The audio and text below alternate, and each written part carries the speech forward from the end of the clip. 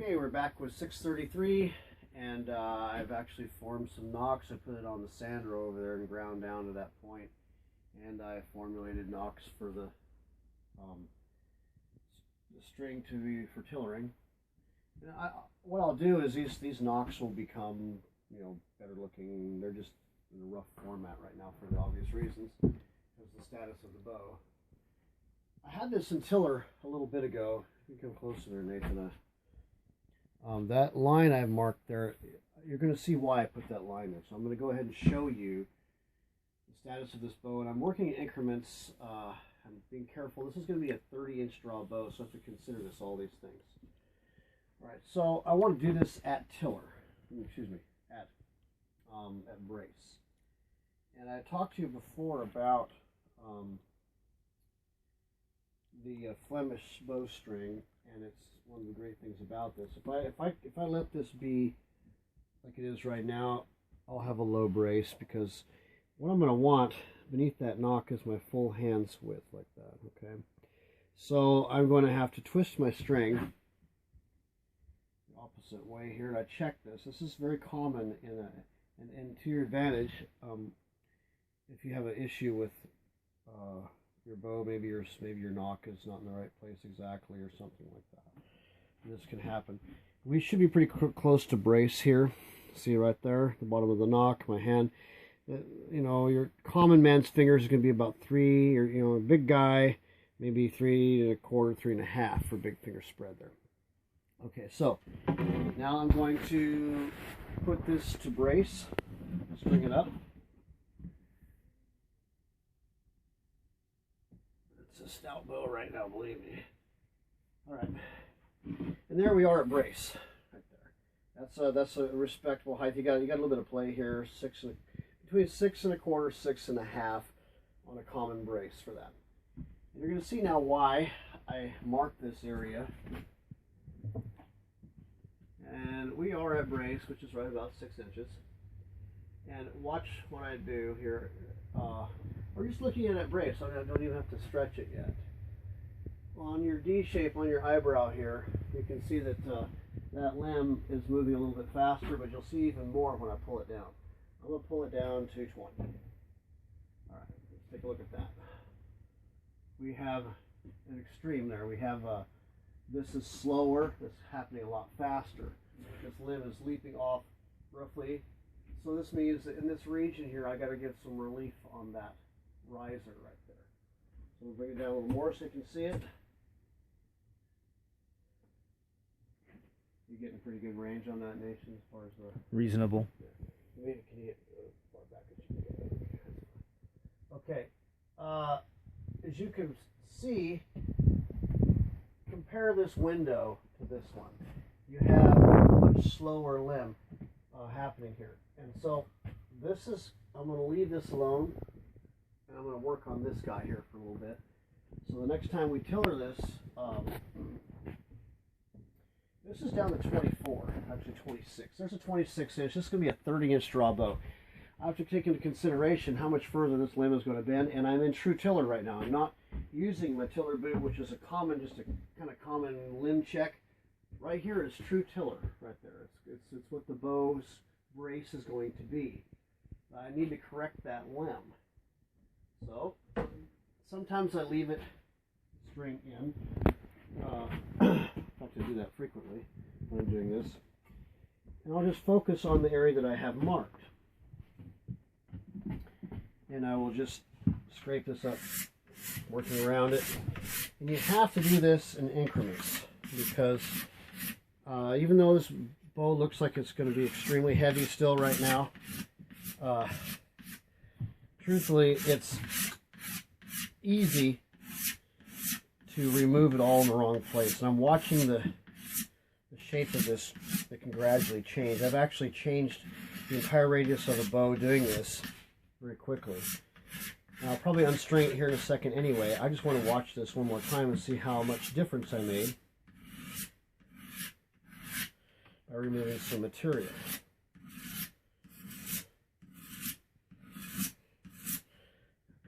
You really want to get this area right in here where it's leaking right off the riser. And we don't want to go too deep there because we're going to blend this handle. Should be almost non-existent, and I have to keep an eye on that because there's going to want to be a leather wrap. You don't want a huge handle. You don't want a really skinny and weak handle that can't deal with the load. But they intend on putting a leather wrap on this, so if it's too bulky, you got to, the leather's going to stick it out there a little further. Got to consider all these things.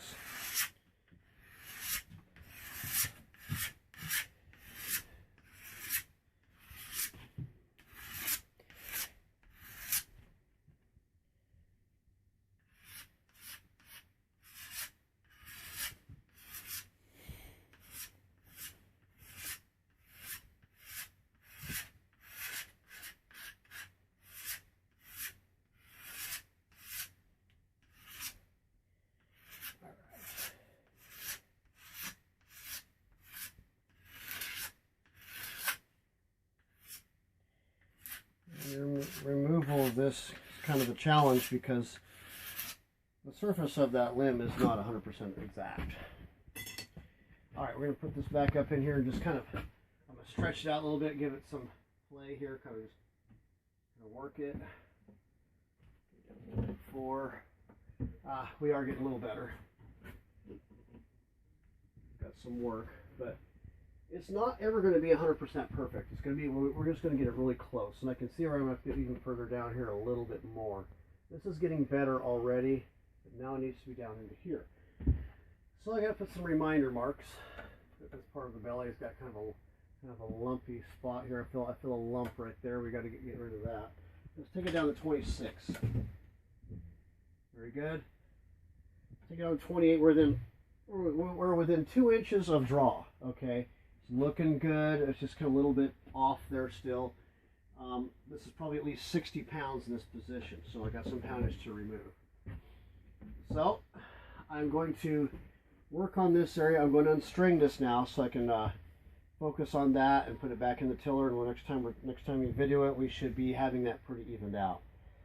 So just to give you an idea, this is a very critical process to getting the bow in its format. And there's something else, a bit of truth that we'll show here when I unstring this thing.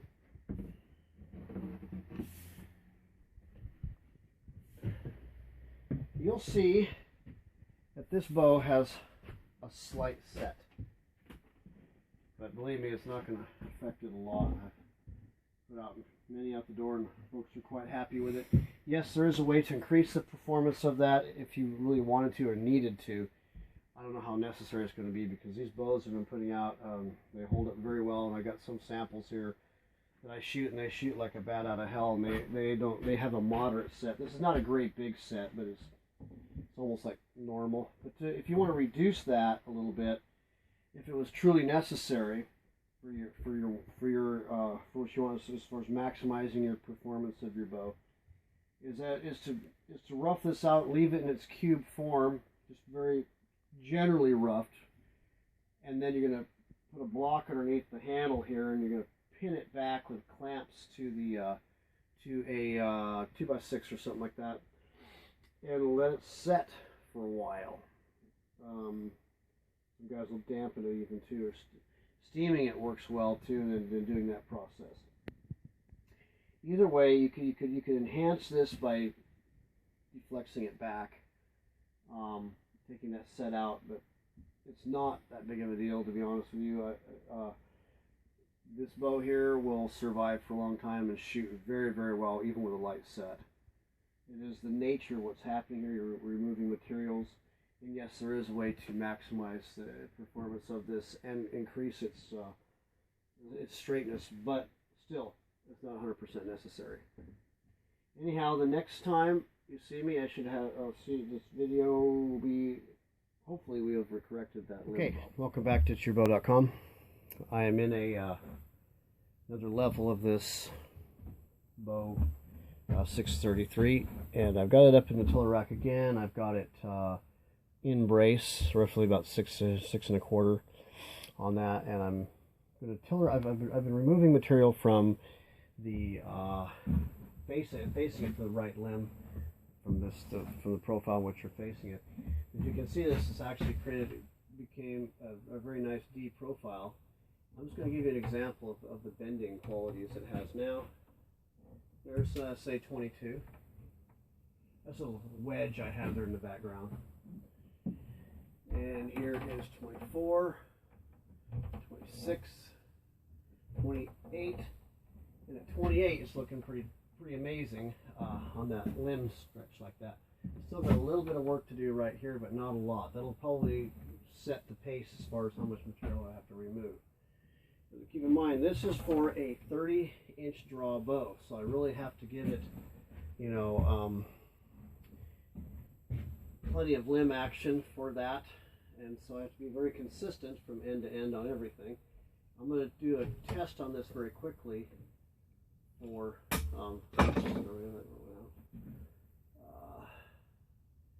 just see where we're at roughly in that 28 to 30 inch range. Okay, we're below 28 right there.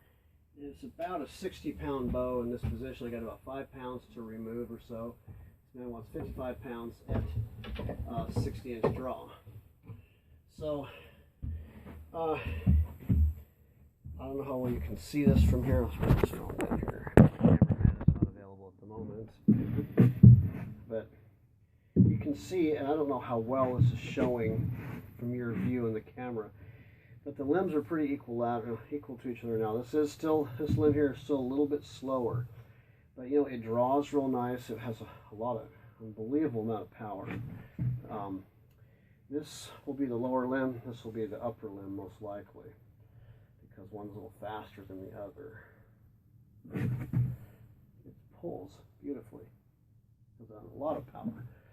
So what I'm going to do is I'm going to return to a little more limb scraping and see about getting this guy up in there. Like I said, it's about 60 pounds at 28 or 29. My goal is shortly here to have it to 55 at 30, roughly 30 inch draw, and I might overstretch it some on that too. Much better to straighten this thing.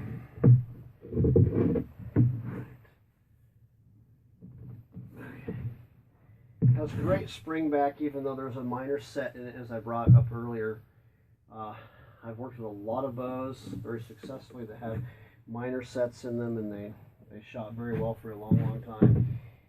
You can probably correct that, steam it out, but they have to retiller it because it'll change, because nature's done its thing right there on its own material removal effect. But you can see that it's kind of set, but it's not bad. And U seems to hold up pretty well to having a bit of a and it's to be expected in this. And this stave here had plenty of time to cure. It was completely acclimated to my environment by several months, as a matter of fact. It wasn't even a big stave. So what's going on here is completely in nature. It's what it does. It's not because I've removed material in the wrong place or like that.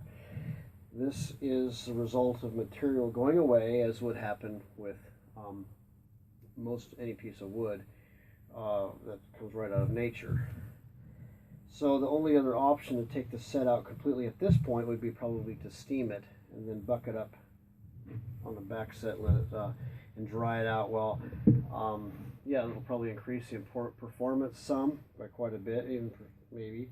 But they have to retiller it, and who knows what's going to happen with that after that. Anyhow, I'm going to continue with this. We'll test shoot it here very soon, probably today, within the next hour or so. We'll probably give this some test shots, because we're in true tiller right now. We're going to go right to test shots, so I don't have to do anything else. The knock's already formed, except for they're not you know, they're formed. They're not in finished form. But anyhow, I will get back with you guys on the next tiller. Okay, got my cameraman back, so it'll be a little easier to do this video. I just did a tiller a little bit ago, and I mentioned it's about 60 pounds. And I'm going to put it back in the post here, on the post here. I scraped off some more, did my due diligence for that. We'll see what we removed for that. And see now, like I told you, we are tillering off the brace. We're no longer using the boot. I use the boot for general tillering to see how the limbs are bending at a certain range. And then I will use the bowstring in its between 6 1/4 and 6 1/2 brace, depending upon what's happening with that piece of wood. So here we go. What do we got here? Kind of a strong brace there. I kind of went eccentric on that. It's actually getting a good decent deep profile all the way around. And it's extremely powerful. Has a lot of spring back despite the slight set. And I did go extreme on that brace, but it'll lose some of it in the tilling process here. So let's take a look at what's going on with this guy. Yeah, it's extreme on the brace, but that's okay. It's not a big deal at the moment.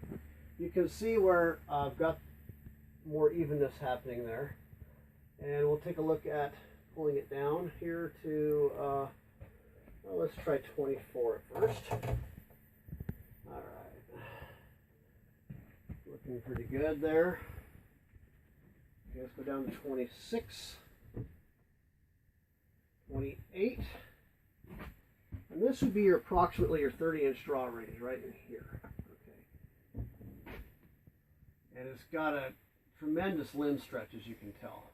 Look at that again, but I'm going to put the scale on it and see how well we go with this at 28-ish to 29-ish. I'm refining it, that's why I'm choosing those numbers that are close to 30, so that I can just be kind of in the ballpark as much as possible. There is 30, and we're at about 57 pounds. We're going to take it down a few more pounds. We're going to kind of refine it a little bit. Mostly focusing on this slower limb right here. As you can see, comparatively speaking, and one of the ways you're going to pick up your bow is you can put a balance, like in the center, kind of balance it. You know, this is where your natural, you know, where it goes like this. Just kind of let it do its thing. And that's going to be where you're more centered. It also tells me that where the more mass in the bow is yet. But overall, it feels pretty balanced. And just because this eyebrow here shape, this D shape, isn't 100%, doesn't mean it's not in true specs. And if it does remain, because some limbs may fight you, if it does continue to fight you, make sure you keep your faster limb above the hip. And your lower limb, because it's a leverage factor, it's a range of motion factor, and your hand shock, and the way the arrow releases off the bow. So in fact, what we should do right now is I should put on a glove and grab a few arrows and see how this thing shoots at this point in time. It's about 57 pounds. I'm not the best guy to do this, but I just want to see how it shoots, how well it does at my draw, which is, gosh, if I'm lucky, it's 26, maybe 25. But you've seen me shoot before, so let's go ahead and go on out. Okay, Lou, this is your bow. We're just going to give it a test shot. It's at 57 pounds. We're going to refine it a little bit. I'm just going to break it in. These are just going to be very short at first. I don't just draw real quick. That little bit there, shot that thing like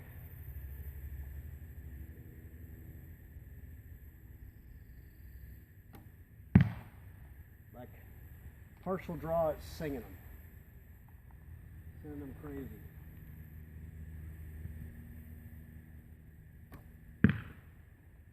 Accurate too.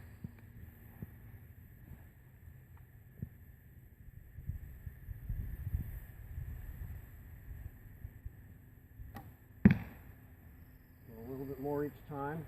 That one's dead. These are 33-inch arrows. The red ones are.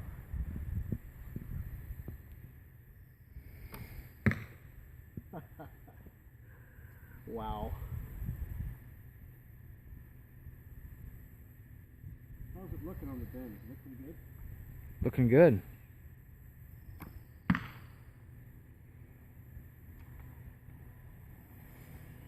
I'm shooting at about 55, almost 60 feet from the target. It's setting them off like crazy. And quite accurate too.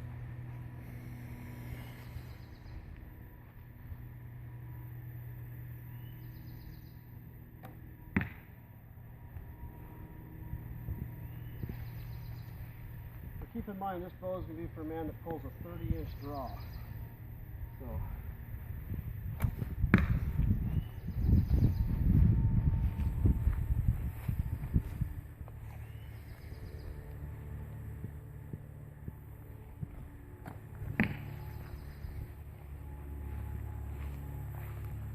Seems to be hitting pretty good spots on it, doesn't it? Yeah.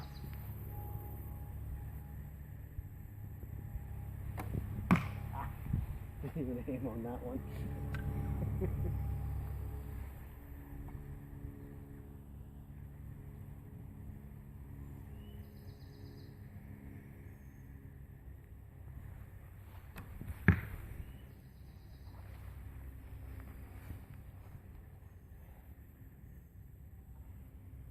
The new hip quiver.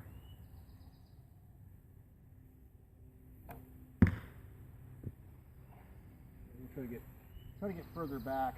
It's hard to do it with my short draw McGraw.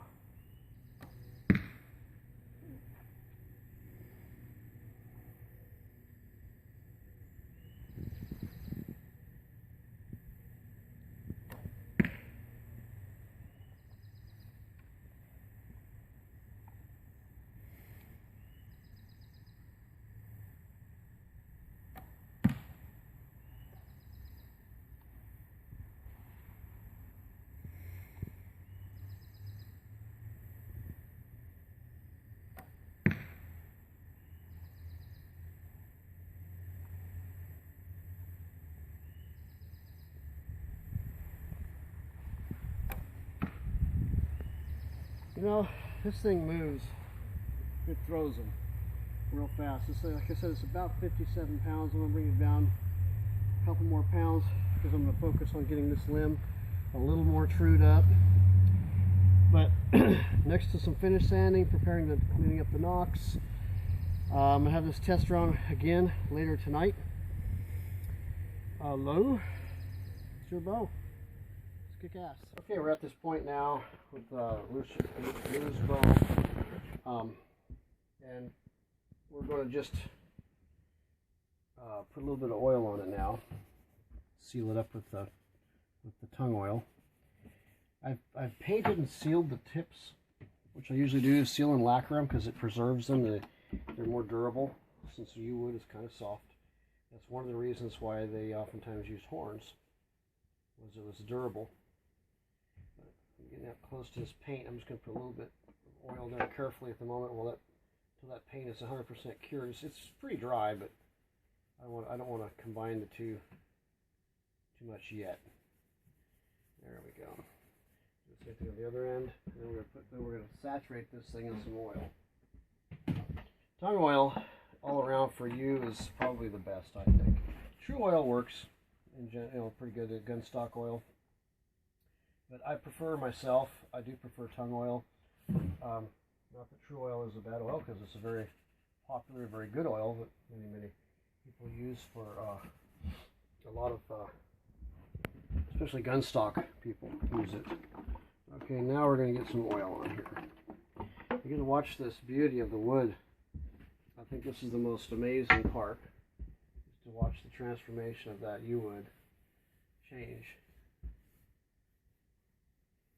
And tonight I'll put several coats on this. I usually let it set for 15 or 20 minutes, buff it out, put another coat on, keep doing that. I'll probably put about a total of 5 or 6 coats on at the most. That's all it really needs. This tongue oil is pretty rich and it soaks in real well. Also, I put this through 3 or 4 different levels of sanding, and with winding up with a 320 grit on the overall bow. And the nice thing about this sanding of this bow is I use that scraper, and that scraper creates kind of a milled effect. So sanding it with that 300 grit was a breeze. It was so already, the pores are already tight and closed with a machined-like surface, which really, if you think about it, in ancient times, sandpaper was, I mean, they had forms of abrasives and so on, but they usually would rely on scraping something to create the smoothness, and it works very well with a scraper. I mean, this bow was almost where I didn't need to sand it much, except for the back of the bow where you don't really use a scraper on that much. As you can see on this first coat here, this very thirsty stick of yew, how lovely that wood turns out. I'm going to let this coat set for about 15 or 20 minutes, and I'll come back and buff it down and repeat this process again. So we get, look at that, just beautiful, beautiful color.